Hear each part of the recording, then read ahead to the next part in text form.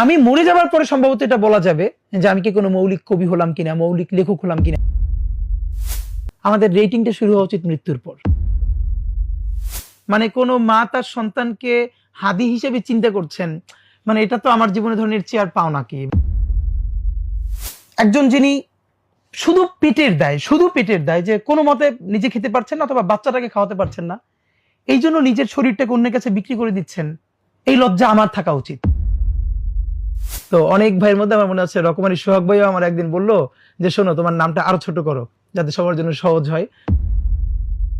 আমার একটা খুব ইচ্ছা আছে, আমরা একটা বড় আকারে আর্কাইভ বা ওয়েবসাইট এরকম করতে চাই, যেখানে যে পলিটিক্যাল সায়েন্স নিয়ে পড়বে, বাংলাদেশের art, literature, cinema, even theatre, যে ব্যাপারে পড়বে সে কোন বইটা থেকে শুরু করবে।